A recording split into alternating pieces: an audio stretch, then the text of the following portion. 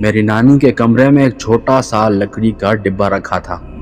ہمیشہ تالا لگا رہتا تھا اور سب کہتے تھے یہ کسی کی امانت ہے، کبھی نہ کھولنا۔ ایک رات بجلی چلی گئی اور اچانک اس ڈبے سے ہلکی ہلکی سرگوشیاں آنے لگی۔ ڈر کے مارے میں نے تالا توڑ دیا۔ اندر صرف راکھ تھی، کالی، بدبودار اور گیلی سی۔